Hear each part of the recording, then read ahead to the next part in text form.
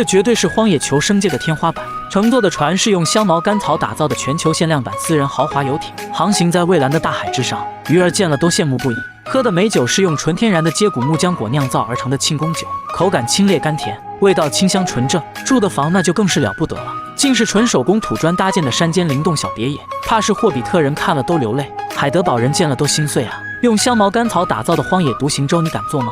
深知生活不仅仅是活着，还有诗和远方的阿德，为了体验海上钓鱼的惬意，尽力用香茅甘草打造了一艘超豪华独行舟，而且就连船桨都是全球限量版。仅此一支，在一番的陆地防海航行操练之后，阿德颇为满意地将独行舟船桨放置好。就此，这艘长达3.3米、重36公斤，由荒野造船大师阿德采集9528根香茅甘草，历经3天打造而成的独行舟便玩火了。如果要说这艘船最大的特点的话，那自然而然就是一个快，当然不是沉得快，而是翻船翻得快。这般浪里追船，可谓是人在前面飞，魂在后面追，追得到一身水，追不好一河灰啊。同时也让阿德明白了什么叫做盐水管饱和，海水自由。最终靠着33岁便有着的30年的帆船经验，阿德的老船票还是成功的登上了这艘小破船，手握限量版船桨，航行在这片蔚蓝的大海之上，累了便晒个日光浴，简直是惬意无比啊！甚至阿德还打造了根岛刺鱼竿，想要实现了一把荒野海钓。可惜天不遂人愿，空军已然成为了家常便饭。当然，打造豪华游艇，畅游蔚蓝之海，这已经是阿德人生的一大幸事了。为了庆祝此事，阿德甚至在数天之前便开始大量的收集山间野生的接骨木浆果，为自己酿上一坛庆功酒。前几日在荒野别墅中，阿德将采摘到的接骨木浆果纷纷捣碎，随后将其装入到烧制的砂锅中去，再辅以38度的山泉水进行充分的浸泡，在加盖密封保存的3天之中，还定期进行搅拌。直至今日，成为航海王的男人的他，在别墅中亲自为自己斟了一碗庆功酒，将接骨木浆果过滤之后，一碗带有环保色的庆功酒就此诞生。入口清香纯正，酒劲柔和，虽略带微苦，但回味却是极其的甘甜，像极了阿德这3年的人生。那么这3年阿德到底是如何过来的呢？比一坤年还要久半年之前，失去了爱情的阿德决定远离城市的喧嚣，来上一场说走就走的荒野之旅。饿了就来上一颗卡哇伊能量果，渴了就喝上一口82年的自来水。短暂的吃喝之后，阿德必须立马赶路，找到一处合适的庇护所，否则夜间不仅有可能遭遇野兽，低温天气也不是光靠一身腱子肉就能抵抗得了的。幸运的是，阿德在太阳落山时找到了一处能挡风遮雨的岩石洞，稍作一番清理之后，阿德又在搜寻柴火的时候，还意外地发现了一处水源。嘬了嘬手指上的水后，阿德尝到了一股带着蛋白质的盐水味。好家伙，这怕不是被什么动物给标记了吧？喝坏了肚子没事，但是那味道受不了啊！阿德收集了不少较为柔软的树皮，长条的松树皮用来做床垫可是不错的。接着他又在附近找了很多枯树干，围着庇护所建立了一道防御。眼见着天就黑了下来，阿德得抓紧时间把火升起来。夜间之火不仅温暖，还能抵御野兽。阿德的荒野求生经验还是极其不错的，噗呲噗呲就钻出了火星。有了火的庇护，今晚将不再黑暗。消耗不少查克拉的阿德又掏出了一块食物，这种用榛子粉末做成的饼干不仅香甜还抗饿。不过阿德也没有几块了，还得省着吃。次日清晨，阿德从寒冷中醒来，即便是有着火堆也是很冷的。阿德赶紧的给快断气的火添了点柴火，在稍微运动下，不让身体活动起来，增加自身的发热，抵抗严寒。小心翼翼地吃几口榛子饼干之后，阿德来到新发现的小溪处洗了一把大饼脸。接下来他沿着小溪向着溪流下游继续赶路，看着这里水流可是活水，想必用来饮用应该没问题。不过阿德为了保险起见，还是准备把水烧开。对于钻木取火1级棒的阿德来说，分分钟就生个火，那可比夜间打摆子用的时间短不少。地面挖出土坑，再加上挡上石头，不仅可以有效的防风，还可以集中热量。木柴可持续烧10多分钟，能够产生大量的热量，足够煮上一锅沸水来了。这个早年制作的陶土罐看起来不美观，却是非常的实用。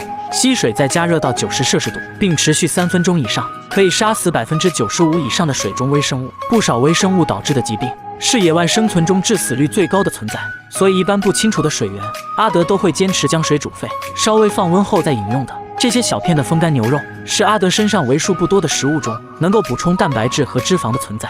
如果在荒野中缺乏一定量的补充，将会大大降低身体的能量水平。装取足够的淡水后，阿德就出发了。毕竟前方还有很长的路要走，远处的山地是下一个目的地，天黑之前必须到达那里，寻找新的庇护所。此时距离太阳落山只有不到2个小时的时间，阿德决定在此住下，还有很多的准备工作要进行。这处被石头分割出来的空间可以被迅速地改造成简易的庇护所，地面上的沙土屑能够让阿德躺下时有一定的舒适度，而在开口处建造一堵围墙的话，不仅防风和聚热，还能抵御野兽。四周这些枯死的杜松树拿来充当木柴非常好用的，没有任何现代化的铁制工具，阿德只能用磨尖的木桩夯入地面，其中4根木桩将作为墙面立柱，剩下的小木棍些则是放置于立柱中间。这围墙不用太过牢固，主要起到一个遮挡的作用即可。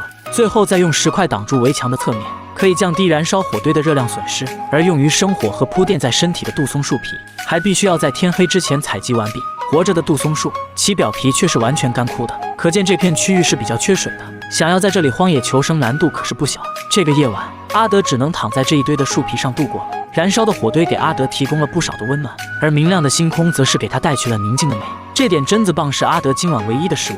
阿德细嚼慢咽着，尝试让每一粒粮食都充分来缓解饥饿。深夜，阿德开始准备入睡，让身体得到足够的休息。一只脚放在火堆旁，一只脚用缠腰布包裹住，这能够尽量的保持双脚的温暖，从而提升睡眠的质量。黎明的光辉逐渐照亮山谷，一整块鹿皮制作的手工裤，可不是每个人都能拥有。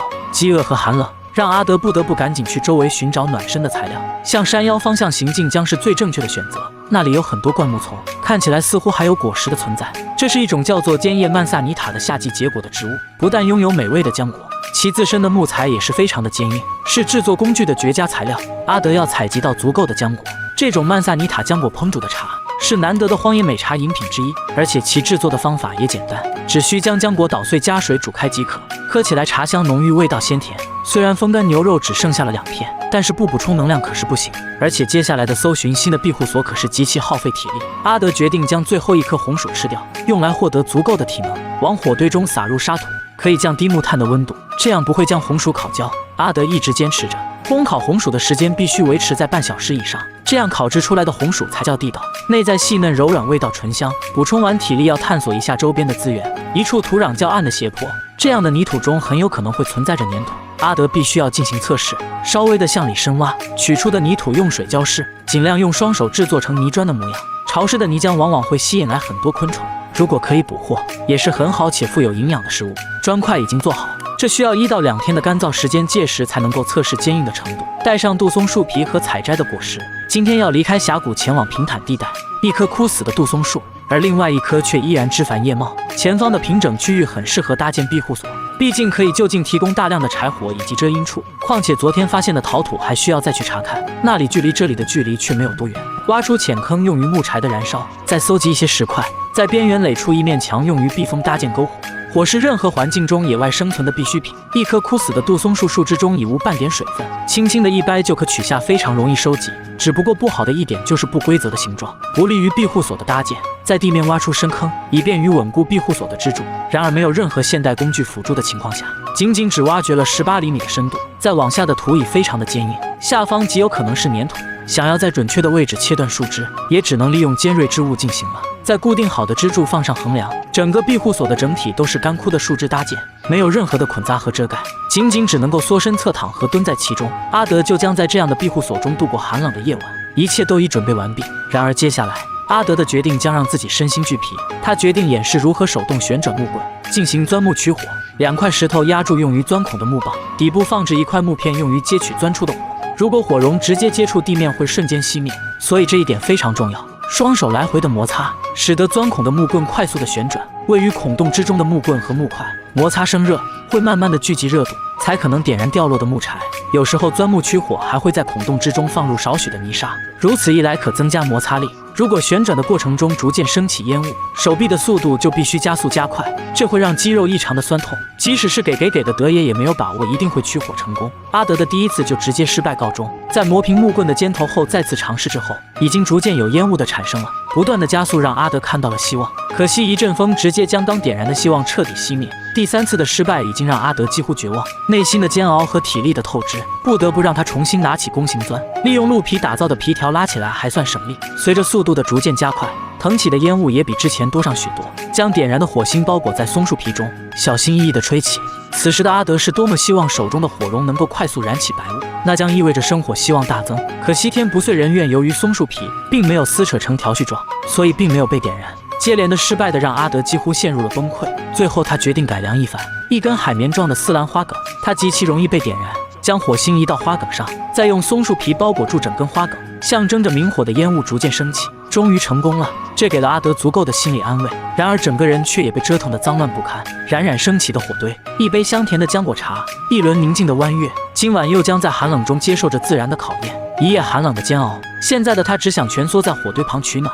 然而食物的短缺，不得不迫使阿德必须采取新的行动。携带的食物少得可怜，今天阿德必须找到食物。如果能不回答之前发现水域内的鱼，那绝对能摆脱困境。制作一套钓具是目前最好的捕鱼方法。戈壁中有很多带刺的仙人掌，可以将仙人掌的刺制作成简单的鱼钩，而这种大丝兰植物叶子中的纤维，则可以被制作成坚固的鱼线。耗时耗力，花费2个小时的跋涉，阿德到达了这处沙漠中的绿洲，用石头将叶子捣碎，敲碎的果肉中含有非常丰富的皂素，是天然的肥皂，可以用于清洗自己或者衣物，而清洗掉果肉就能获得韧性很好的植物纤维。编织之前要将纤维一根一根的清理干净，随后再将其捻成绳索，这样制作出来的鱼线12斤以内的鱼都可以承受得住。碎头打造的刀片，这是阿德目前唯一可以用于切割的工具。一根小树可以作为最原始的钓竿，而钓鱼的鱼饵，阿德直接拿出了自己仅剩的一块风干牛肉，用剩余的鱼线将肉绑在鱼钩上。现有的条件下，阿德只能做出这样的捕鱼工具。